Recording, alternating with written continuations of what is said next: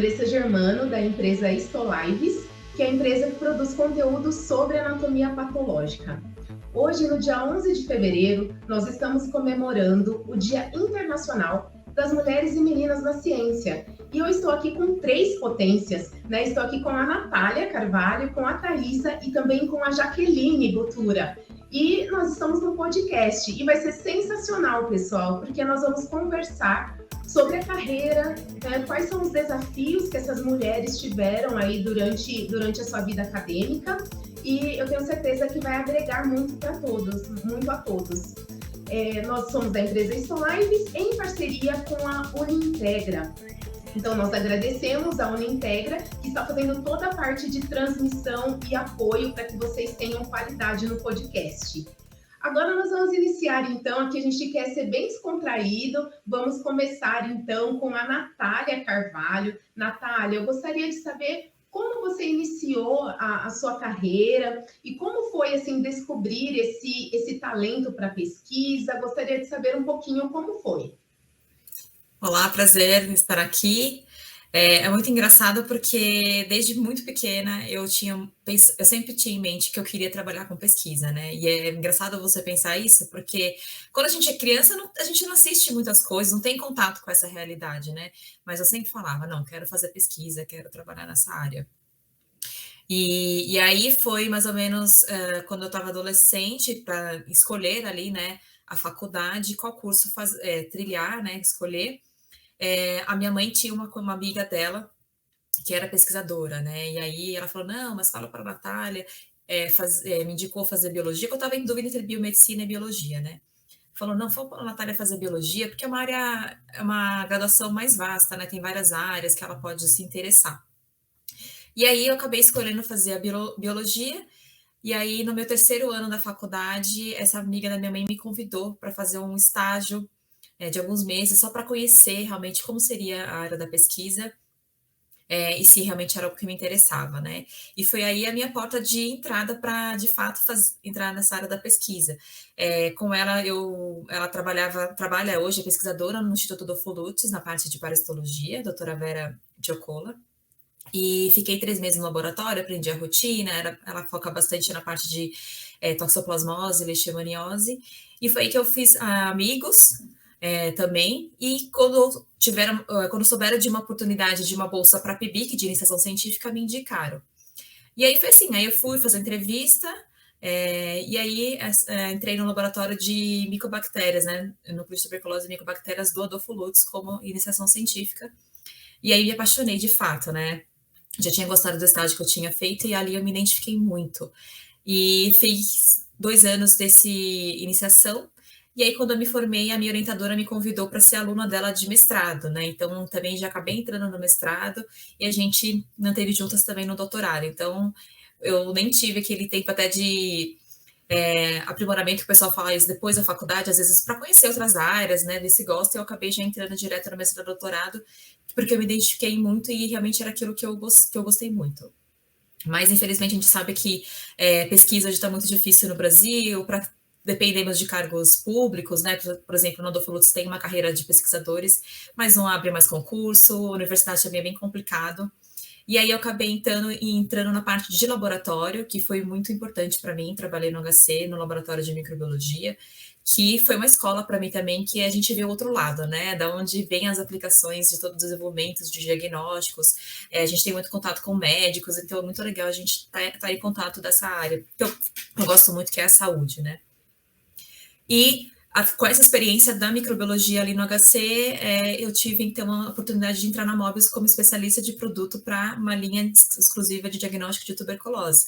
Eu entrei ano passado na empresa em maio, e, assim, eu vejo que é um outro lado, na verdade, da pesquisa, quando a gente trabalha a parte já da comercialização, de como que o diagnóstico em si, o desenvolvimento das técnicas de diagnóstico podem ser aplicadas na sociedade, na comunidade, como isso pode impactar tantos agravos, né, que a gente vê, principalmente o Brasil, que é um país que tem muitos agravos ainda de doenças muitas negligenciadas, tuberculose é uma delas. Então, me sinto muito feliz hoje, estando mais no lado comercial, mas de uma certa forma continuando agregando na pesquisa, na ciência, só que de uma outra forma, né? Não numa forma específica, mas da pesquisa. Sensacional, sensacional, muito bom, né? Maravilha. E olha só, Natália, a gente tem assim um segmento bem parecido, que atualmente eu faço a responsabilidade técnica na empresa Herbiegas, que é uma indústria que também produz, né? Vende produtos para anatomia patológica. Então a gente faz a parte de desenvolvimento de produto também. E realmente é um outro lado, porque daí você tem que trabalhar mais a parte comercial, e é bem diferente do que a gente vê mesmo na pesquisa, na bancada, é um outro olhar, mas é muito motivador. Então, Sim. nossa, fico muito feliz e é muito legal que você esteja desempenhando nessa área também, porque uma das características do pesquisador é essa mesmo, né? É você ser multifacetado. Então, a gente consegue desenvolver várias habilidades ali e é muito interessante. E agora eu quero saber da Thaisa, né? Thaisa é Yumi, a pronúncia do teu nome? Pronunciei Isso certo? mesmo. Thaisa é Pronunciou Yumi? certinho. É Thaisa Então, Yumi tá bom. Kataoka. Ai, Thaisa, conta um pouco pra gente como que você começou, como foi aí seu início de pesquisa. Então, primeiramente, boa noite. Obrigada pelo convite de estar aqui com vocês. Conforme eu fui escutando a história da Natália, eu falei, nossa, que diferente também na época do que eu prestaria vestibular. Eu optei por farmácia, por ser um curso com um campo também vasto, e eu pensei que eu gostaria de trabalhar com análises clínicas. Chegando na faculdade, né, a gente vê que tem muita coisa diferente do que a gente imagina. E no meu segundo ano de faculdade, eu estudei lá na Universidade Estadual de Londrina, então eu sou de Londrina. Eu quis fazer estágio em microbiologia. Porém, minha professora na época não tinha vaga, e o monitor da disciplina falou: lá no meu laboratório, que era um outro laboratório de micro, tem vaga. Quer ir lá? Acabei aceitando o convite dele. Quando eu cheguei lá, na verdade, era um laboratório de biologia molecular de micro-organismos. E biologia molecular, naquela época, ainda era um universo mais desconhecido do que é hoje, né? Foi lá em 2009. Aprendi muito, fazer PCR, trabalhava com Trypanosoma cruzi na época, então foi uma época de muito aprendizado. Também durante a faculdade eu adorava fazer trabalhos, então, em posto de saúde, fazendo teatrinho para as crianças, que para mim ciência também é isso, né? A gente compartilhar com pessoas que talvez não teriam aquela oportunidade de ter aquele conhecimento se não fosse pela gente, né? Então, eu adorava fazer esses trabalhos extracurriculares também. E daí, também, tal como a Natália, será que eu vou fazer mestrado ou será que eu vou para o mercado de trabalho? Eu acabei vindo para Curitiba fazer um estágio, que também foi indicação da minha orientadora de Londrina, e acabei ficando nessa empresa durante 7 anos. Então, eu quis muito trabalhar com a parte industrial, mas eu amava biologia molecular. Então, eu trabalhei em uma empresa que fabrica kits para diagnóstico em hemocentro, baseado em PCR também. Também foi uma época de muito aprendizado. Fiz uma pós-graduação lato sensu nesse meio tempo e também entrei no mestrado na Fiocruz, que também foi uma oportunidade que caiu um pouco de paraquedas. Então, eu fiz uma pesquisa com o vírus da hepatite B em mulheres trans e travestis também, que é um tema que é pouco abordado ainda, né? E que me agregou muito conhecimento. Nesse período também eu tive oportunidade de fazer uma disciplina sobre popularização da ciência, né? Como vocês estão escutando, é um tema que eu gosto muito, né? De como a gente pode compartilhar esse conhecimento. Trabalhei com Covid, né? Com diagnóstico de Covid. Trabalhei em uma startup da área da saúde e hoje eu estou na qualidade da CASV. Acho que todo o caminho que eu trilhei até agora serviu para agregar não só, aliás, conhecimento técnico, mas como a gente pode passar isso para as pessoas. Então, por exemplo, a Casve, ela é uma empresa brasileira, né, de produtos e equipamentos para laboratório. Então, hoje, quando eu estou no estoque, por exemplo, e eu vejo lá, até hoje, eu vi uma tampa de um frasco. Para muitas pessoas aquilo é só uma tampa, mas eu falei para as pessoas, essa tampa eu já usei em laboratório para tampar um tubo que a gente colocava amostra de Covid. Então, olha o papel importante que a gente tem, né, em toda essa cadeia. Então, acho que era isso que eu queria apresentar um pouquinho sobre mim. Muito legal, Thaisa, muito legal sua trajetória, que orgulho, né? Muito, nossa, sensacional. A Fiocruz, eu tenho vários colegas pesquisadores lá, e dos quais eu também tenho muito orgulho, e eles são sensacionais e levam a pesquisa muito, muito a sério. E em toda a trajetória dá para perceber que você é voltada bem para a educação, que é uma das coisas também que o Estolives gosta de fazer e tem como objetivo, né? O nosso papel enquanto mulheres, né? Que na verdade, além de trabalhar, também é educar, né? Então é sensacional uma outra pessoa poder aprender e a gente passar o conhecimento, aquilo que a gente estudou, enfim, é o nosso momento, essa parte que você trabalhou com a humanização mesmo, né, que a gente sabe que essa questão do HPV, eu fiz uma especialização em citologia, então a gente trabalhou bastante HPV também, e a gente sabe o quanto é difícil mesmo o acesso dessas pessoas, principalmente, né, as pessoas que têm menos condições. Então, a gente tinha um trabalho que era com mulheres que estavam presas, né? E também a gente conseguiu trabalhar com HPV. Então, foi bem interessante e esse lado da humanização, ele fica bem evidente, né? O nosso papel enquanto mulheres, enquanto seres humanos ali, né? Fica bem evidente. Então, sensacional a sua trajetória também.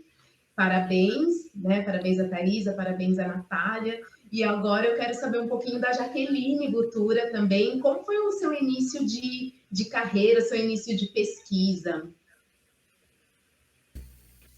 Olá, a Thaís acho que queria falar alguma coisa. Posso só interromper rapidinho? Claro. Andressa, na verdade, a minha pesquisa foi com HBV, hepatite B, e não HPV. Mas todas essas doenças, infecções merecem a nossa atenção, com certeza, né?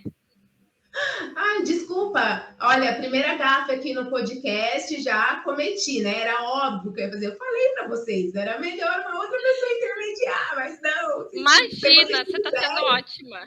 Então, na verdade, então, corrigindo, né, pessoal? Então, a Thaisa não trabalhou com HPV, eu trabalhei com HPV, né? E ela trabalhou com hepatite, ok? Tá bom? Ah, só para corrigir aqui, acontece, pessoal, acontece. Então, agora a gente vai pedir para a Jaqueline, né, falar como foi o seu início de carreira, como você começou na pesquisa.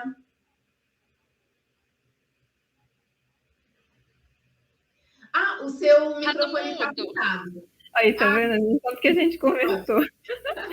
Olá, eu pensei que tinha clicado e não tinha.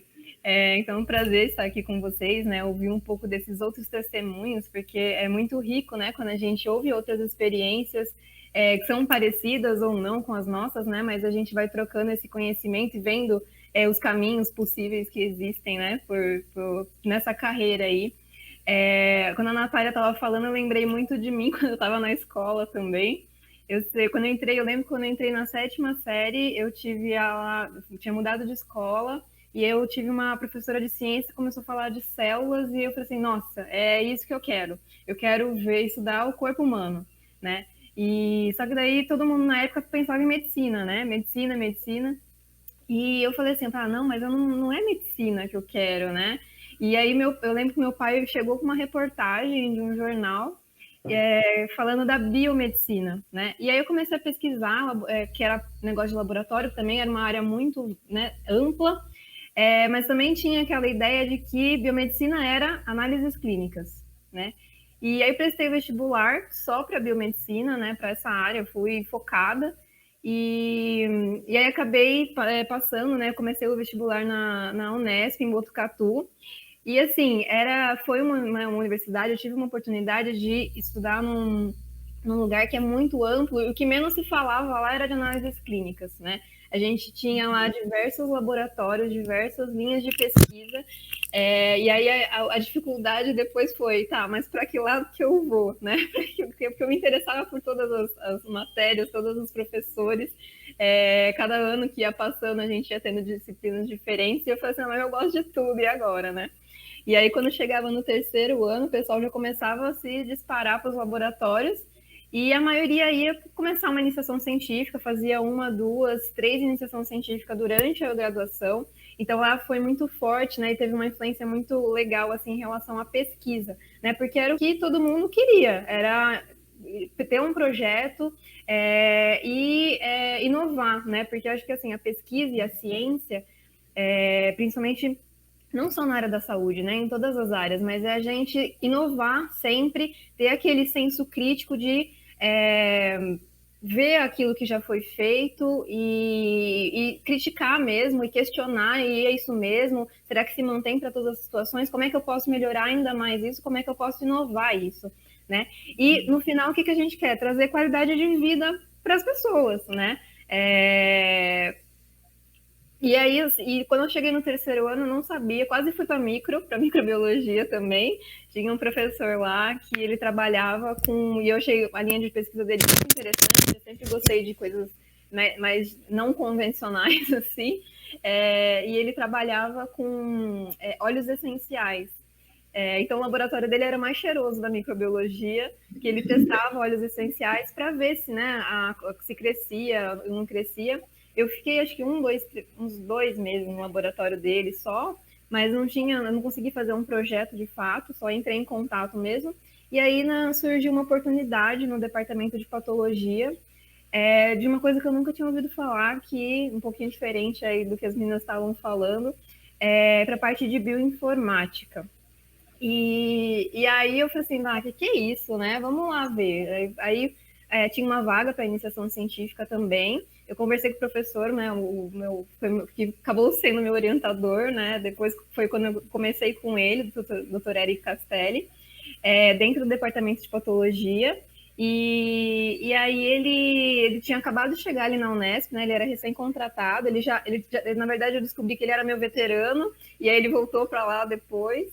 E aí ele estava formando o grupo dele ali, eu fui a primeira ali do grupo lá em Botucatu mesmo, depois vieram outros alunos dele, mas aí ele tinha essa ideia de bioinformática. Ele também era formado em biomedicina, e ele meio que era autodidata, assim, né? O que é isso de bioinformática? O que é isso de genômica, genética, sequenciamento, né? E aí eu comecei com ele. E aí foi uma experiência muito rica, porque eu acabei fazendo 2 projetos de iniciação com ele, né?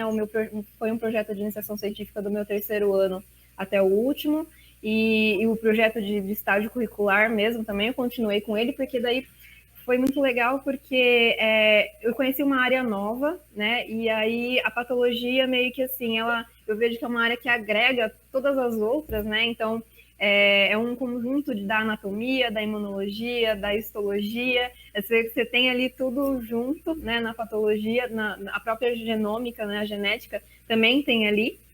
E aí eu comecei o estágio com ele nessa área de bioinformática, estudando os genes de histocompatibilidade, genes HLA, né? Então eu fiz um projeto misto, né, de genética, genética de populações, genômica, imunologia e patologia, tudo junto ali, bioinformática, que foi quando eu comecei nessa área mesmo.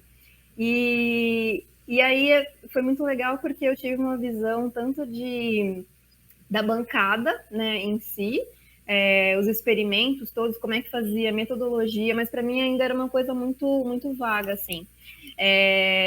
Né, que equipamento usar, que reagente usar, o que era tudo aquilo, mas eu também depois, né, com isso a gente teve muito contato com a parte da análise. Né? Então eu considero assim que eu tive muita sorte no mestrado, foi extremamente rico, né? O mestrado com iniciação científica, né? Eu emendei uma coisa na outra também, porque eu comecei todo o projeto grande durante a minha iniciação científica, e aí eu terminei meio que ele no mestrado. E foi muito rico por conta dessa parte, dessa visão, da parte da bancada, de um experimento, digamos assim, convencional, e essa nova área que na época não era nem um pouco difundido como é hoje, né? Essa parte de análise, essa parte de dados biológicos, né? E essa integração, né? Então, eu sempre gostei também de coisas multidisciplinar, e a bioinformática é isso, né? Você precisa ter um conhecimento da matemática, aí eu descobri por que eu ia usar estatística, por que eu ia usar os cálculos, você mexe com por que eu tive computação, e aí você aprende as linguagens e as lógicas, e você tem que ter a base biológica para entender se aquilo faz sentido ou não. Então, entrei numa área aí que eu acho que é isso que é a ciência, de fato, né? Que é você olhar para aquilo, ver se faz sentido ou não faz sentido, ver se é um resultado que tem base, né? Que tem, não, isso aqui tem todas as evidências, tem muitas evidências que estão suportando isso. Então, aí, né, também a gente pensa, mesmo um resultado negativo também é um resultado, né? E às vezes a gente só espera, tipo, não, eu espero que seja isso, às vezes não é, mas isso também é um resultado. Então a gente tem que buscar outro caminho para responder aquela pergunta que a gente tem. E aí esse foi o meu mestrado, comecei aí nessa área patologia, imunologia também é minha paixão, eu acho fantástico o sistema imunológico e estudar essa parte. E aí no doutorado, eu continuei com o doutorado meio que direto também, lá em Botucatu, no departamento de patologia, tem linhas de pesquisa muito fortes na parte de imuno-oncologia, né? E aí eu decidi que eu queria seguir mais nessa área da oncologia, né? Ainda seguindo com a parte da bioinformática. Porque daí eu descobri uma outra imensidão de dados que existem, que a gente consegue usar e consegue destrinchar ali, né? Para obter informações vão fazer o quê? É uma pesquisa básica, mas isso é o que depois é aprofundado e pode virar uma aplicação de fato, né? E aí eu continuei com o mestrado, vim para São Paulo, eu comecei meu mestrado com o Dr. Israel Torjal, do AC Camargo, que, né, é um lugar específico para oncologia, um centro muito bom, que tem uma integração com o hospital, então toda essa parte de qualidade de vida e da aplicação mesmo, né, é muito forte. E aí eu saí um pouquinho da bancada e fiquei só na parte da bioinformática, porque eu queria fortalecer essa área, e foi muito bom, né? E aí, há 2 anos, vai fazer 2 anos agora, né? Eu defendi meu mestrado ano passado, e aí, nesse meio, né, nesse caminho aí, conheci muitas pessoas também, a troca de conhecimento, as reuniões que a gente tinha de brainstorm, de discutir as coisas, e o contato que você vai ter com muitas pessoas, né? Porque daí você tem que realmente instigar, fazer perguntas. A gente discutia, os médicos lá, né, traziam artigos para a gente, saiu esse artigo, mas será que a metodologia está ok? Será que não tem... o que está faltando aqui, né? Você não aceitar aquilo como se fosse uma verdade, mas você criticar e questionar e falar assim, nossa, ó, será que essa situação é a mesma que eu tenho? Isso aqui fortalece o que eu estou pensando nessa outra. Então, é você ter esse olhar crítico e construindo, né, o conhecimento para você ter uma aplicação legal. E aí foi mais ou menos isso. Aí agora eu entrei, então, né, nesses networks todos, desses tempos. Eu entrei para o Fleury, né, o laboratório diagnóstico, e aí muito interessante também a fala, né, de todas aí, que a gente começou na academia, mas eu vejo também que as coisas mudaram muito de um tempo para cá. Antes a gente tinha, pelo menos quando eu entrei na faculdade, as pessoas tinham aquela... quem queria já trabalhar com a pesquisa, né, tinha aquela visão de carreira no sentido de prestar um concurso público, entrar numa universidade, montar seu laboratório, montar sua linha de pesquisa, e eu vejo que isso mudou absurdamente, né? E não que seja totalmente ruim, né? Porque depois que eu entrei para o Fleury, né, para o mercado de trabalho, para uma empresa, você tem a outra visão, e eu vejo que a pesquisa a gente consegue fazer em todos os lugares, né? Para trazer essa qualidade, para trazer o bem-estar para alguém que esteja precisando, seja qual área for. E eu vejo isso muito lá no Fleury. Eu trabalho com a bioinformática no Fleury, no departamento de genômica, né, no grupo de genômica, que foi um grupo que cresceu assim exponencialmente nesses 2 anos que eu estou lá. Eu já vi crescer absurdo. E a todo momento é um questionamento, é uma busca por melhoria. Será que esse teste faz sentido? Qual que é a base desse teste? Será que isso vai ajudar o meu paciente que está numa situação assim ou assado? E aí tanto o pessoal de rotina, né, que está ali aplicando os exames e gerando os resultados, analisando os resultados, quanto como o grupo de pesquisa mesmo, né, de desenvolvimento, é uma interação assim muito forte. E essa pesquisa, por mais que às vezes tenha mudado muito em relação às universidades, a gente consegue ter essa visão e essa melhoria que a gente pode oferecer fazendo esses networkings com a parte médica, com outros pesquisadores, e a gente pode gerar resultado, e a gente pode gerar dados, né, que podem ser aplicados, novos conceitos, novas estratégias, novos alvos terapêuticos, a gente consegue fazer, né, de qualquer lugar. Então, quem gosta de pesquisa, quem gosta de ciência, né, eu acho que a gente pode aplicar isso, né, em qualquer lugar que você esteja. O pessoal na faculdade falava assim, quem foi picado pela mosquinha azul da pesquisa, não tem jeito, né? Você está sempre questionando e procurando responder as suas perguntas, né? Para isso existe um método, para isso existem, né, as tecnologias todas que estão avançando absurdamente, trazendo mais ferramentas, né, para a gente utilizar. Mas, não, foi mais ou menos isso. Acabei falando. Muito bom, Jaqueline. Sensacional sua trajetória, principalmente por essa parte daí da bioestatística, que é sempre um trabalhão para a gente que trabalha com pesquisa. Quando chega na hora de analisar os dados, meu Deus, é sempre muito custoso. E principalmente por isso que você falou, nem sempre aquela pergunta que a gente estava esperando uma certa resposta, a gente aposta nisso, né? E de repente o nosso resultado é o contrário, né? Então, realmente, assim, resultado negativo também é resultado.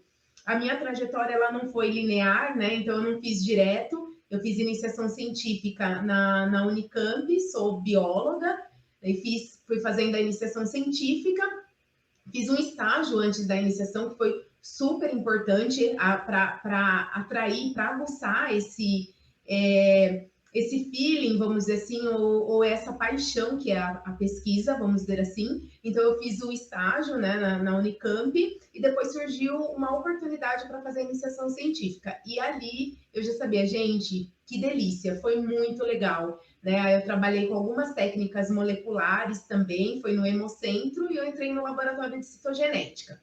Só que aí, o que aconteceu? Eu precisava trabalhar, né? Porque meu pai já tinha bancado minha faculdade e eu estava bem chateada, assim, poxa, eu preciso devolver, né? Eu preciso repor esse dinheiro que já foi gasto, né? Então, aí, o lado empreendedor da Andressa, né? Então, assim, nossa, eu preciso repor, gente. Imagina, foram 4 anos ali estudando, né? E meu pai falando, não, mas filha, você não precisa decidir agora, mas eu gostaria de... Eu falei, não tem jeito, eu vou ter que trabalhar. E aí eu conversei com a minha orientadora, ela falou, olha, o mestrado eu preciso de um aluno de tempo integral.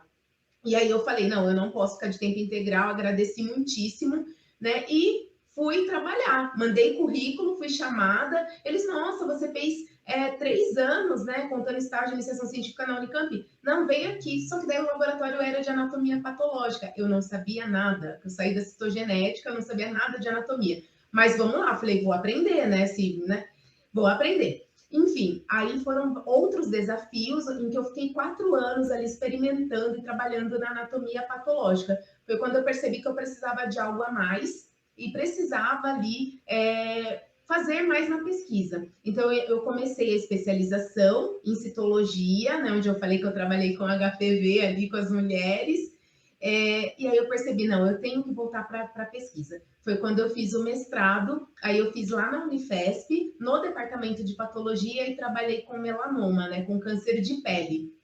Então, eu fiquei um tempo ali fazendo o mestrado, e aí depois eu falei assim, bom, agora eu preciso repor toda a energia, todo o gasto de tempo que eu dispensei no mestrado.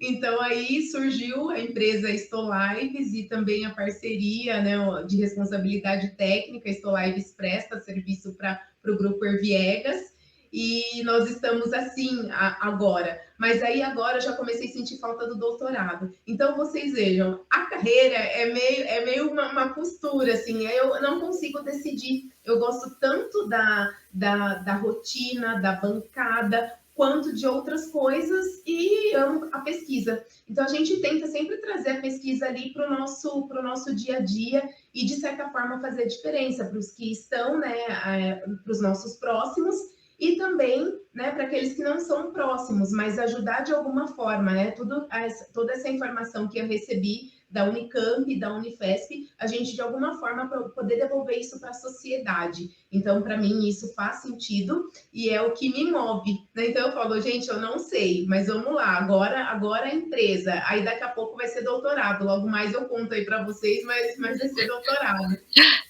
É assim. E aí eu gostaria de saber da Natália. Natália, qual é a dica que você dá para uma pessoa que está começando a carreira, por exemplo, que é naquela fase de indecisão, que eu acredito que todas nós passamos, né? Se você tem alguma dica para dar, ou como a pessoa pode, né, iniciar, porque às vezes as pessoas acham, nossa, ela é pesquisadora. E como ela pode, alguma dica, ou facilitar esse entendimento para ver se ela vai gostar de pesquisa, alguma dica? O que você diria? Eu acho que quando uma pessoa... Eu nunca tive essa dúvida, né? Então, desde pequena, como eu comentei, tinha essa vontade. Mas eu acho que para a pessoa que tenha dúvida, eu acho que primeiro ela tem que identificar, talvez, os objetivos que ela tem, o objetivo que ela tem na vida dela, né? Como que ela se imagina daqui a alguns anos. E isso pode ser que, de repente, ela se vê de várias formas. Mas aí, no momento de decisão, eu acho que vai para o eliminatório, né? Que lá, isso eu não quero. A gente tem que fazer bastante uma busca daquela área que você pensa aí, né? Então, por exemplo, quero fazer pesquisa.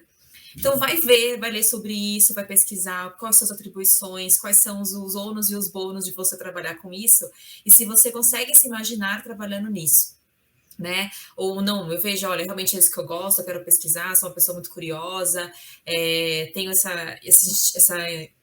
não sei, esse sentimento que a gente tem, né, da pesquisa de sempre atrás, que a gente acaba, não sei vocês, mas isso leva para todo lado da vida, né? Sou muito questionadora, muito curiosa, gosto muito de estudar, então estou sempre lendo assuntos de diversas áreas. Então, a pessoa tem que, às vezes, ver se tem esse feeling mesmo para levar isso para frente, né? É isso que eu acho que eu dou de dica, né? Ela fazer a pesquisa daquilo e ver se aquilo que ela se identifica, quais são as partes positivas e negativas, né? Porque a pesquisa, como qualquer área da vida, tem seus lados positivos e negativos, né? E a gente tem que pesar numa balança naquilo que você vai falar. Não, realmente é uma paixão, eu gosto muito, apesar de algumas dificuldades, eu quero seguir esse caminho, ou não, fala, não, esse lado negativo para mim pesa muito, né? Tá sendo mais pesado do que o lado positivo. Eu acho que tem que ir nisso, tem que ser bem consciente, né? Pesquisar e ver se você se identifica com isso. Não sei se eu ajudei muito, né? Não, menina, posso dar uma contribuição? Ai. Desculpa, Thaisa, te cortei. Por favor, pode contribuir.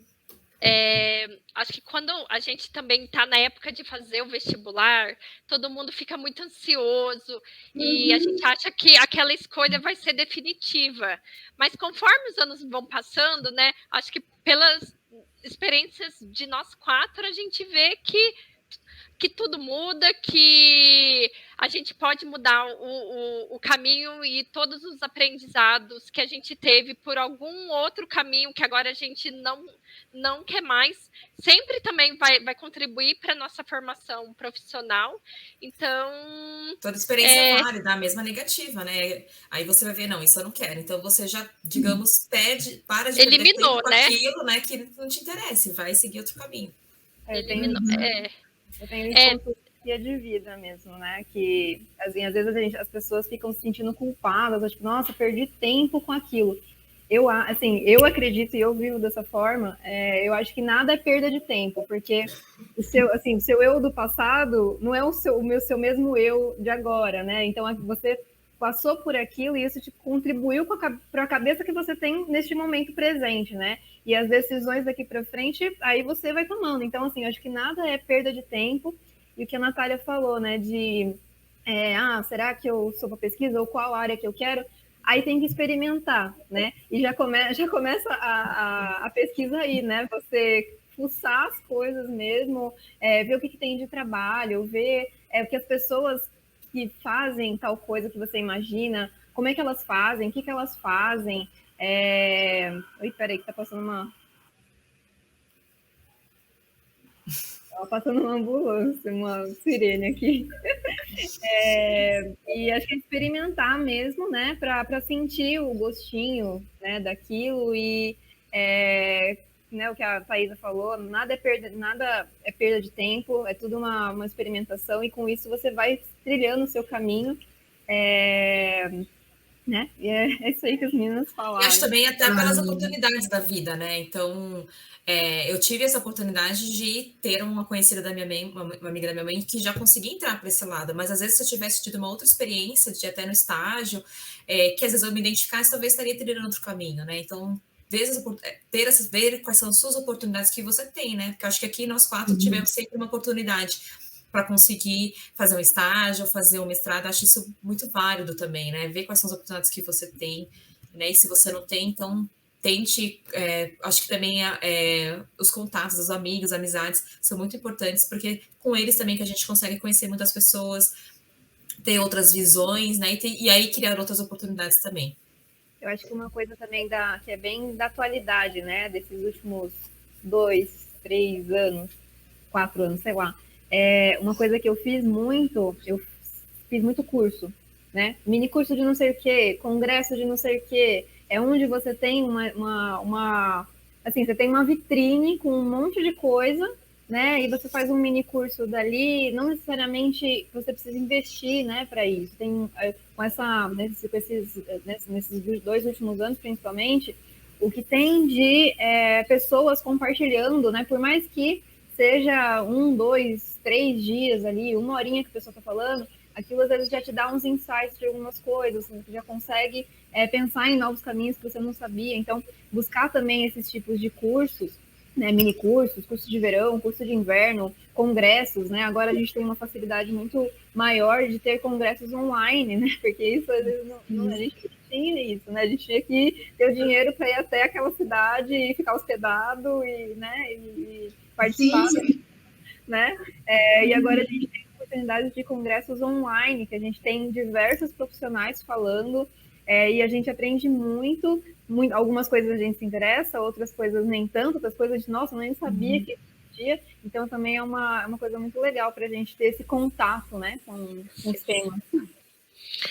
Até um pouquinho antes da pandemia, a Fiocruz ia fazer um dia de meninas da ciência. Então, eles tinham convidado meninas da comunidade, né, lá da cidade industrial aqui de Curitiba, para irem até a Fiocruz, e nós, alunas, iríamos recepcioná-las e mostrar um pouco desse dia a dia, né, porque muitas vezes está muito longe delas.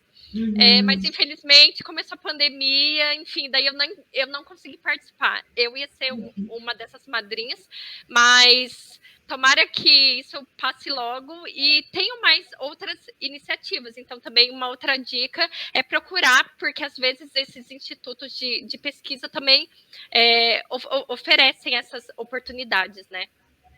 Sensacional, todas as colocações de vocês, né? Networking, a gente precisa conversar com as pessoas e, de alguma forma, falar aquilo que a gente quer fazer ou da intenção, né, em fazer, né? A busca pelo conhecimento, que hoje é muito acessível, então a gente consegue ter o acesso, e isso é sensacional. E a oportunidade, né? Então, aquilo que a gente faz, né? Estamos num podcast, mas a gente, de uma certa forma, você acaba conhecendo o que o outro faz, né? O que a outra faz melhor, e acaba tendo ali o networking. Então, você já tem já pode haver uma intenção de negócio. E eu acho isso fantástico. E na pesquisa é assim também, né? Porque às vezes a gente está num café ali da pesquisa e aí fulano conversa com a gente que faz tal coisa, que você já fala, gente, isso daqui me ajudaria nesse projeto. Né? Então, é muito interessante essa questão mesmo do falar, do relacionamento humano. Então, acredito que isso nos ajuda muito na pesquisa. E como a gente está aqui no Dia de Mulheres e Meninas na ciência, que a gente quer realmente promover isso por mais mulheres na ciência, né? Eu não sei como foi a turma de vocês, geralmente na área da saúde tem mais mulheres do que homens, né? Geralmente tem, mas a gente sabe que a gente trilha um caminho também, muitas vezes, de dificuldade, né? Vou citar uma das coisas. Uma das coisas é você viver de bolsa, por exemplo, né? Porque a bolsa, né, é pequena, ou seja, aquele dinheiro para quem está chegando aqui agora, né? Então a gente vai realizar a pesquisa e no final do mês a gente vai ter ali, ou no começo do mês, vai ter um dinheiro, seria o nosso salário. Só que esse salário tá muito aquém, né, do trabalho que a gente tem que exercer. Então, muitas vezes você fala assim, eu faço pesquisa. Aí a pessoa olha para você e trabalha no quê? Meu amigo, a própria pesquisa. Só estuda! Pelo amor de Que Deus. eu não faço, né? Pergunta essa. Pelo amor de Deus, né? E eu gostaria que vocês comentassem um pouco aí sobre as dificuldades. Às vezes a pessoa pensa em entrar e acha que é assim, fazer pesquisa sempre muito bom, né? E eu acho que vale a pena comentar sobre esse lado também. Se eu puder começar, eu tive muito disso, de que você comentou da bolsa, né? No primeiro momento, sempre o problema da pesquisa é o fomento, né? Acho que esse é o maior problema quando a gente vai fazer pesquisa. A não ser que você faça parte de um grupo, seu orientador faça parte de um grupo muito forte, né? Que tenha sempre fomento, que seja mais fácil, que tenha nome, né? Que isso acaba pesando ou não. Então, se você não está num grupo muito forte, o seu problema vai ser o fomento, né? Então, você precisa sempre ir atrás desse fomento, né? Que pode ser, às vezes, da própria universidade estar vinculada, né, ao programa de graduação, ou a PESP, que é aqui no estado de São Paulo, e outras fundações que fazem isso. E aí você tem que concorrer com muitas pessoas, né? Com várias linhas de projeto, com vários currículos, tanto seu projeto para conseguir o dinheiro do fomento para desenvolver, quanto também você para conseguir a bolsa, né? Que a gente quer tanto, que nada mais, que infelizmente é chamado de auxílio e nada mais é isso, né? Porque se não é de fato um salário, né? Porque a gente trabalha muito, né? São horas que a gente se dedica. Eu fiz o mestrado e doutorado numa instituição que também tinha rotina, então a gente ajuda muito na rotina também, né? E sou muito grata porque a gente aprende muito, só que a gente nunca vai ser remunerada, digamos, por isso, né? Então, esse para mim foi um lado assim mais pesado da pesquisa para mim, né? Que pesou um pouco contra quando você vai pensar na dificuldade de você conseguir o fomento e a bolsa, e se você não conseguir, às vezes você não tem a oportunidade de manter tanto o mestrado como trabalhar, porque como você comentou, né, Andressa, às vezes o orientador exige que a pessoa tenha uma dedicação exclusiva ali e às vezes você não vai conseguir, né, fazer isso, trabalhar 6 horas e ter que fazer depois o mestrado no outro momento, principalmente quando a gente trabalha, faz essa parte em laboratórios que exige uma parte prática, que vai depender da disponibilidade do laboratório, porque tem outras pessoas, tem outros alunos. Então, essa parte realmente, digamos que eu acho que é o lado negativo, né? Que você acaba tendo que pensar bem, né? Eu sou muito grata porque meus pais sempre me incentivaram, sempre conseguiram me apoiar. Foram 10 anos da minha vida praticamente que eu tive bolsa, né? No mestrado, na verdade, eu não consegui a bolsa direta, mas eu tive que me associar a um outro projeto para conseguir uma outra bolsa. No doutorado eu consegui. E no mestrado eu nem consegui fomento. Então, assim, eu fiz coisas com reagentes do laboratório. Então, a gente, quando se envolve a parte das instituições públicas, às vezes você acaba tendo que dar um jeitinho, né? Para conseguir trabalhar. Então, realmente, esse acaba sendo um pouco do lado negativo. Mas caso você já tenha um fomento, já tenha tudo isso, aí é bem mais tranquilo, né? De você conseguir, aí é mais tranquilo. Mas eu tive esse lado um pouco negativo, que, assim, eu acho que tem que ser bem avaliado quando a pessoa tem interesse realmente em fazer. Eu, como comentei, tive a sorte de que meus pais sempre puderam me ajudar nesse sentido. Nunca tive que trabalhar, né? Meus pais me proporcionaram poder fazer esse sonho de ter o mestrado e doutorado, né? E infelizmente nem todo mundo consegue fazer isso.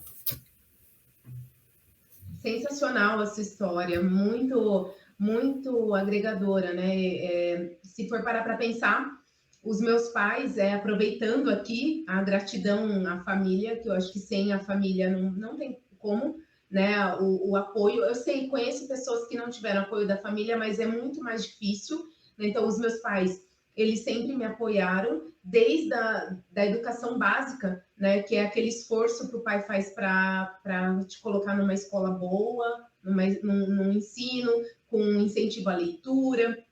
Então, meus pais sempre se dedicaram, então eu quero agradecer aos meus pais por isso. E sempre me deixaram à vontade para escolher, né? E eu tive essa necessidade de buscar um trabalho, porque eu achei, chega uma hora que você fala, gente, eu estudei bastante, eu acho que eu mereço, eu consigo fazer algo de impacto e ser remunerada por isso. Né? Então, eu também consegui as bolsas, né? A bolsa da FAPESP, no mestrado eu tive CAPES. Então, que bom, porque a gente fica tão feliz quando sai a bolsa, a gente parece que você ganhou um prêmio, assim, porque é muito. Quando sai o dinheiro do teu projeto, né? Porque sem ele não dá para fazer nada. E depois quando a bolsa é aprovada. E vale lembrar que quando eu fiz o processo seletivo para o departamento de patologia, eu não passei na primeira prova. Isso é muito importante. Eu não passei porque eu não passei na primeira prova e eu chorei muito, fiquei super chateada porque eu mudei de cidade para fazer esse mestrado e eu já estava em São Paulo. E eu não passei. E quando eu liguei para o meu pai estava trabalhando, eu liguei para o meu pai desesperada. Assim, falei, não passei. Aí ele falou assim, tá bom, mas assim, você não pode prestar de novo ano que vem? Eu falei, eu posso prestar, mas eu queria passar agora. Ele falou assim, estuda mais e presta. Não é o seu sonho? Então, se é seu sonho, você tem que... É um ano, Andressa, é um ano. Na verdade, nem era um ano, eram 10 meses. Então, aí eu estudei, me preparei melhor, ali 10 meses, meu pai me bancando, porque o aluguel, né? Então, ele mandava dinheiro, eu trabalhava, mas não dava para suprir todos os gastos. Eu não passei, então não tinha a bolsa. E aí ele me colocava, a gente completa aí para você conseguir fazer, e aí foram 10 meses ali de estudo, e então eu passei, né? E foi muito legal isso. Então, por isso que eu dou muito valor. Se aquilo é seu sonho, uma das características é a persistência. Então, a gente não pode desistir, né? Então, a gente tem que persistir para que aquilo se concretize. E foi assim. Então, minha família também teve um papel fundamental aí para minha carreira científica e no final o meu marido, né? Porque eu defendi praticamente no mesmo período que eu casei, né? Porque atrasou a defesa, minha gente, sabe? Eu fiz a qualificação inicial, tem sempre uma história. E aí o especialista lá falou que não, que eu tinha que reescrever uma parte do projeto. Só que a defesa já estava praticamente marcada. Eu tive que adiar a defesa, só que daí deu em cima do casamento. Gente, para vocês terem ideia, meu marido que cuidou da cerimonialista, porque eu fiquei focada no trabalho, sabe? Ele falou: deixa que eu cuido dessa parte e você só estuda, você só escreve para você conseguir terminar isso. E aí foi, sabe? Foi ali. Então, eu acho que cada um deve ter uma história mais ou menos parecida. Eu gostaria que vocês compartilhassem. Ah, com certeza. A minha defesa também, eu ia defender bem no comecinho do Covid. Com tudo isso, acabamos tendo que ficar afastados. Também atrasei um pouco a minha defesa. Eu não recebi a bolsa porque eu trabalhava. Então, até foi uma sorte minha, né? Assim, o que foi difícil é conseguir conciliar, né? Porque daí os meus experimentos do mestrado eram horários alternativos, literalmente. Então, essa foi, acho que, a minha maior dificuldade. E também, como você falou, né, Andressa, a persistência. Então, o outro lado disso é lidar com a frustração. Né? Porque quantas vezes os experimentos dão errado? Então, assim, ó, você já fez todo o cronograma, né, que você apresentou para a banca, vai dar tudo certo. E daí, assim, dá muita coisa errada, e até isso faz a gente ter uma resiliência. A gente tem que ter uma resiliência grande, porque dá vontade de desistir, né? Quando começa a dar tudo errado, mas acho que a satisfação de quando dá certo, né? Quando a gente entrega aquele projeto, quando a gente vê que a gente conseguiu descobrir alguma coisa e que o nosso conhecimento vai conseguir auxiliar, né, outras pesquisas futuras, vai fazer com que outras pessoas talvez tenham vontade também, né, de seguir para esse lado da ciência. Acho que é recompensador, mas o caminho é difícil. As noites, né, que a gente fica pensando, mas por que deu errado? E do nada, às vezes, vem uma luz, então pode ser isso, a gente não consegue nem dormir porque quer repetir no dia seguinte, então é um mix de emoções, né? Para mim, acho que essa foi o maior desafio. Não, é verdade. E até fazendo um comentário, até umas amigas brincam hoje comigo, porque falam que, gente, quem que chora na bancada, na defesa de um mestrado, né? E eu chorei muito na hora de agradecer, porque eu acho que o mestrado foi um momento para mim de muito crescimento, né? Porque é diferente, é seu próprio projeto. Na iniciação, você tem ali seu orientador sempre com você, te orientando, né? Quando você está no seu mestrado, você tem orientação, claro, mas é tudo totalmente diferente. Você que tem que escrever, você que tem que fazer as coisas, você tem que fazer tudo. Então, assim, eu aprendi muito. Aí, quando eu terminei, eu só chorava, assim, na hora de agradecer. Esse, pra mim, é sempre o pior momento, né? Na hora de agradecer os orientadores, a banca, tudo. Aí, eu comecei a chorar e minhas amigas sempre falam, ai, quem que chora tanto? Alívio, né? Um alívio. Eu entendo totalmente. Totalmente. Chorei também. Eu acho que uma coisa que é um aprendizado muito rico, né? Porque se você começa numa iniciação, vai para o mestrado, tem gente que vai para um doutorado direto, são responsabilidades, assim, não é só o método científico, né, que você aprende administração, você aprende a questionar, a ser crítico em relação às coisas, então é um aprendizado, até inteligência emocional você tem que aprender ali, né, principalmente, talvez, porque algo muito, muito rico, né?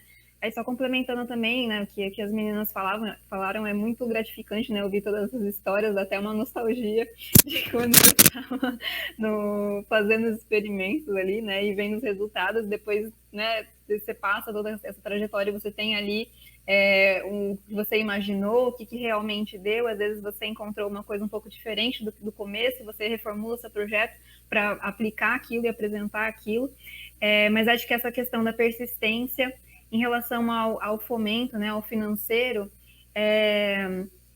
tem sim as dificuldades, né? Acho que principalmente no nosso país, a questão cultural, enfim, tem cada país é de um jeito aí, né? E nos lugares com mais facilidade, outros menos. De uma certa forma, eu acho que isso até nos impulsiona mais, porque a gente tem que dar um jeito, né? Então acabam vindo metodologias diferentes. Que às vezes se a gente tivesse uma certa facilidade de um equipamento, de um reagente, a gente não teria pensado. Então acaba, né, eu gosto sempre de ver o ponto positivo, né, do negócio e pensar numa solução. Por mais que seja difícil e a gente aprenda muito com isso, eu acho que é muito importante às vezes também a gente deixar um pouco certas questões de competição que às vezes existem, né, e buscar parcerias. Né? Porque se eu não consigo fazer, às vezes tem alguém que está com o negócio sobrando ali e consegue fazer, e junto o negócio fica melhor. Essa acho que também, às vezes, é uma dificuldade que depende muito do lugar. Onde eu tive experiência, eu sempre encontrei um ambiente com parcerias, né? Que um laboratório interagia com o outro e o que um tinha mais forte, o outro contribuía com o que tinha mais forte. E acho que as parcerias são muito importantes, né? A gente tem que deixar de lado essa questão de competição, que não faz sentido, porque o que a gente está buscando é construir conhecimento, né? Formar um conhecimento e formar essas bases para ir cada vez mais melhorando a sociedade como um todo. Então, acho que essa questão das parcerias é muito importante. E aí, só mais um ponto que eu vejo também, né, fora todos esses que as meninas falaram, fora a persistência, também você fazer algo, né? Porque o que eu vejo muitas vezes é que as pessoas fazem um projeto só porque é um projeto. e, na verdade, isso não está agregando nada para ela, não está impulsionando ela do jeito que poderia. Porque, às vezes, você escolhe uma linha de pesquisa, né? Você tem sempre um coordenador, uma linha de pesquisa. Essa linha de pesquisa me interessa. Você tem seus interesses, eu acho que você tem que respeitar isso e buscar o match ali, né, com a pessoa, com um orientador que tenha mais experiência que você, para te impulsionar, né, nisso que você gosta de fazer. Não fazer pesquisa, assim, fazer pesquisa só por fazer ou repetir, eu vi um trabalho que fez alguma coisa com isso, eu vou repetir a mesma coisa com aquilo outro, mas não tem um porquê realmente, assim, uma boa justificativa. Isso também influencia nas partes nessa questão do fomento, né, do financeiro, porque se é só um projeto por um projeto, uma pesquisa por uma pesquisa, qual que é o sentido disso realmente, né? Acho que a gente sempre tem que buscar uma aplicação, uma justificativa para aquilo que a gente faz e gostar daquilo que a gente faz, né? Não só fazer o que está disponível, mas fazer, né, ter esse equilíbrio das duas coisas. Acho que isso é muito importante também e isso contribui para que a gente não desanime no meio do caminho, né? Porque se a gente está fazendo uma coisa que a gente gosta, não importa se tem se tem dinheiro, não tem dinheiro, a gente vai correr atrás porque a gente quer descobrir aquele negócio, né? Então, só acrescentando mais esse ponto aí. Sensacional, é isso mesmo. A gente não faz embora o dinheiro, né, a bolsa seja muito importante, não foi por isso que nós escolhemos ser pesquisadoras, né? Não faz sentido. Então, realmente, a gente passa por dificuldades, mas é exatamente por isso que os pesquisadores brasileiros são os melhores, né? Então, existe muita fuga de cérebro, que a gente chama, né, pesquisadores brasileiros que decidem ir para outros projetos e defender outros países, publicar por outros países, e lá eles se dão muito bem. Por quê? Porque a gente é do tipo que a gente faz com meio limão, vai dar a melhor limonada possível, né? Então a gente consegue arrumar soluções rápidas, né? Isso é um perfil do brasileiro, porque a gente sempre trabalha, a gente não tem material disponível, nossa, e não está lá na geladeira. Se a gente pedir uma importação do material, vai demorar 4 meses, vai demorar 6 meses. Na hora que era para você estar terminando, você vai começar ainda o seu experimento. Então, a gente tem essas limitações e que nos fazem melhores. Então, eu também vejo por esse lado positivo, que toda essa limitação que a gente tem, seja de dinheiro, no caso de fomento, ou seja, também de recursos propriamente ditos, que não só o fomento, mas muitas vezes é a parte do conhecimento mesmo, que é uma técnica extremamente específica. Então, nos torna melhores, porque a gente vai garimpar, sabe? Então, eu vejo isso, assim, a gente... É o que a Thaisa estava comentando, a gente não consegue dormir, sabe? Aquilo fica martelando na nossa cabeça, até a gente ir lá e executar de novo e falar, não, vai dar certo. Então, a gente sempre acorda acreditando, entendeu? Pode até dar errado, mas a gente sempre acorda ali acreditando, eu vou fazer isso e agora vai. Né? E isso é muito legal de pensar. E uma história até engraçada, né? Era, assim, cômica, mas a gente conta depois, e é engraçada. Foi que eu estava executando um procedimento e meu colega falou assim, olha, você vai fazer como se você estivesse cozinhando feijão.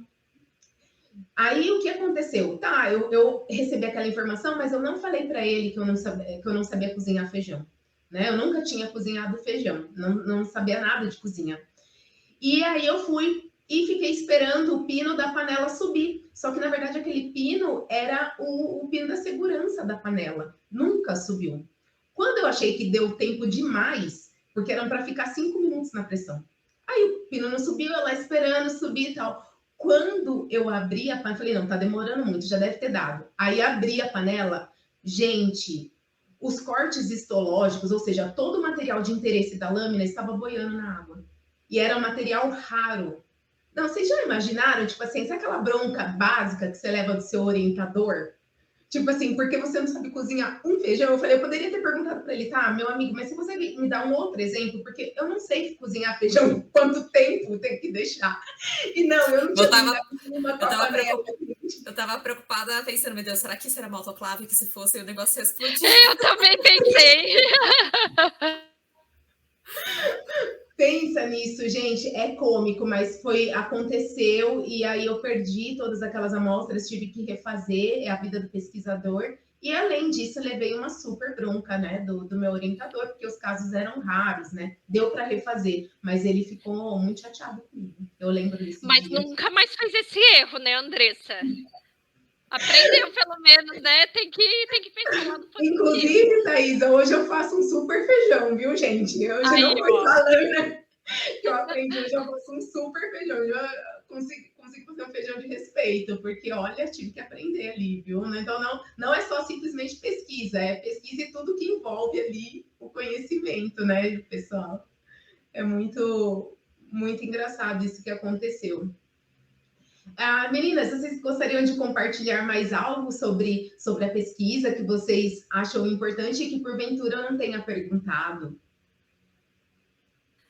Acho que só o que eu queria falar, não sei se talvez finalizando, é que se alguma mãe estiver assistindo, né, alguma tia, alguma amiga, para incentivar essas meninas, né, que porventura tenham esse sonho de talvez ser cientistas, pesquisadoras, para incentivar, né, que a gente tem que ter mais mulheres atuantes. Hoje, a América Latina, em relação ao mundo, é um dos lugares que mais tem pesquisadoras, mas mesmo assim ainda, quantas reitoras a gente tem, né? Então, acho que a gente tem que incentivar cada vez mais as nossas meninas para que elas sigam os sonhos delas. Sensacional, excelente. Essas foram as considerações finais aí da Thaisa. Muito interessante a gente incentivar, então, as meninas, ou às vezes a gente conhece uma pessoa que realmente, né, uma mulher em específico, que tem esse desejo e que tem esse pensamento crítico. É muito interessante a gente encaminhar, né? Esse é o nosso papel também, e ver se de repente aí essa menina, essa mulher não será uma cientista também, né? Fará pesquisa e não fará diferença na pesquisa. Sensacional sua contribuição, Thaisa. Eu acho que mais ou menos nessa linha também, né? E lembrando que a Andresa falou no começo, né? Que a pesquisa e a ciência, ela tá muito relacionada com a parte do ensino também, né?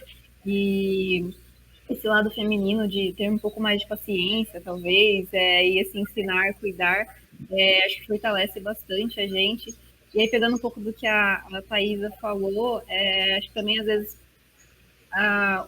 principalmente que envolve mulher, né, é que nós temos um outro papel, né, nós temos também, às vezes, uma preocupação em relação à família, e eu acho que uma coisa não impede a outra, né? Às vezes as pessoas podem não seguir tal carreira por conta disso, por se dedicar a outras, né? A ser a mãe, por exemplo, a cuidar da família. Mas eu acho que uma coisa não impede a outra. Inclusive tem várias histórias, né? De pesquisadoras que, não, quando a primeira palavra que meu filho aprendeu a falar foi CAPS. Eu já ouvi uma professora minha, ela falou assim, não, quando eu estava no mestrado, no doutorado, que ela engravidou, e a primeira palavra que me falou foi CAPS, porque era muito importante ter a bolsa, né? O fomento ali. Então, eu acho que uma coisa não impede a outra, e né, essa não deve ser uma preocupação, porque nós somos capazes de fazer muito, né? E equilibrar todas as áreas aí.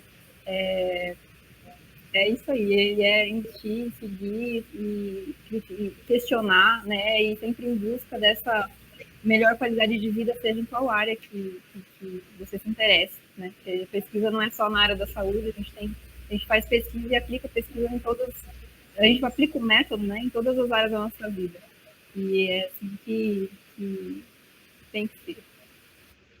Muito boas suas considerações, Jaqueline, é isso mesmo, sensacional. Muito obrigada pela sua contribuição também, por compartilhar um pouco da sua história. E agora eu gostaria que a Natália também fizesse suas considerações. É isso também que a Jaqueline falou, né? A pesquisa pode ser feita em qualquer área, a gente sempre atribui a ciência apenas à área da saúde, a biológicas, até às vezes a bioquímica, uma coisa mais voltada nesse sentido, mas pesquisa pode ser feita em várias áreas, né? Então, se a gente for pesquisar as grandes mulheres na pesquisa, nós temos muitas psicólogas, psiquiatras, pessoas na parte de sociologia, então. E o importante se é seu sonho, vai em frente, né? Não queira sempre comparar o seu caminho com o caminho dos outros, né? Porque se eu fosse fazer isso, eu com certeza não teria feito nem mestrado nem doutorado, né? Então, eu só fui entrar no mercado de trabalho com quase 30 anos de idade, porque eu fiquei focada no mestrado e doutorado, enquanto as minhas amigas já estavam há mais de 10 anos trabalhando, já estavam numa carreira já em ascensão, e eu já comecei um pouco mais velhas, digamos assim, para uma mulher, né? Ainda mais pensando nisso. Então, se é seu sonho, vai atrás. Não importa aquilo que digam para você, no sentido, não, vai trabalhar, isso não está correto. Se aquilo é seu sonho, faz aquilo, né? E assim, não pegue para você aquilo que não faz sentido, né? Então, se aquela pessoa está te falando uma coisa que você não é isso, que você não se identifica com aquilo, que não faz o menor sentido, não se apegue a isso. Só simplesmente ignore, né? E siga a sua vida. Eu acho que a gente tem que sempre pegar o lado positivo de tudo, tanto das pessoas quanto das situações, né? Como tudo que a gente comentou praticamente foi isso, né? De pegar sempre o lado positivo em todas as áreas, e acho que é isso, se seu sonho vai em frente, vai atrás, né? Minha mãe sempre falou para mim, nossa, você sempre foi muito persistente em tudo que você quis fazer, né? Porque sempre tive muitas dificuldades. Minha mãe, para você era sempre tão difícil as coisas acontecerem, para sair bolsa, para não sei o quê, e você sempre persistiu, e acho isso muito legal em você. E realmente tem que ser, a vida tem que ser persistente, né? E é isso que eu digo, vá à frente nos seus sonhos e só escute aquilo que faz sentido, aquilo que não faz, ignora, não leva para você, não pensa nisso. Sensacional as considerações da Natália Carvalho, né, gente? Muito bom. Exatamente, não desista e nunca é tarde, nunca é tarde. Né? A gente está falando de incentivar meninas, mas se você é uma mulher e tem o desejo de iniciar na carreira científica, a gente sabe que o mundo ele prega assim uma idade que é melhor você fazer enquanto você é jovem, mas isso não faz sentido, né? Você tem que fazer se você gosta e se você quer fazer, se você deseja fazer. E se faz sentido, se você vai se sentir feliz com aquele feito. Então, esse é o maior privilégio, porque a gente faz pesquisa e faz feliz, né? Fazemos felizes. Então, é muito importante esse quesito da satisfação de você ter prazer naquilo que você está executando. E há um versículo que diz, mulher virtuosa, quem a achará? O seu valor excede ao de finas joias. Então, aqui eu tive a participação da Natália Carvalho, né, da Thaisa Yuri e da Jaqueline Ramalho Butura, que são mulheres preciosas, como vocês puderam acompanhar durante esse podcast, a história de cada uma, a participação, né, de cada uma, né, deixando ali o seu legado, porque na vida nós temos um propósito, né, de fazer algo e queremos realizar dessa forma bem feita. Então nós tivemos com essas 3 pesquisadoras, mais eu, 4 pesquisadoras, compartilhando com vocês como é o viver da pesquisa, e vocês viram que são 4 histórias totalmente diferentes, né? E que vocês podem se inspirar, né? De repente faz sentido para vocês. Então, se vocês quiserem me encontrar, eu estou né, no Stolives, então é só digitar lá, Stolives, temos Instagram, YouTube. Agradeço mais uma vez a participação da Unintegra por fazer toda essa parte de edição do vídeo, gravação e sempre nos orientando como é a melhor forma de fazer. O pesquisador ele está sempre aprendendo, então tem coisas que a gente não sabe, né? Em especial quero agradecer o André Aloísio, né, que cuida de todas as coisas, da iluminação, do microfone, para que vocês consigam nos ouvir bem. Então, muito obrigado, André, pela parceria, e quero agradecer mais uma vez, né, a Thaisa, a Jaqueline e a Natália por esse momento especial e por ter compartilhado, né, as suas histórias nesse dia em que nós comemoramos o Dia Internacional das Mulheres e Meninas na Ciência, e foi um prazer, gente. Muito obrigada e até mais, até uma próxima. Eu que agradeço, gente. Obrigada. Obrigada, gente. Tchau, obrigada.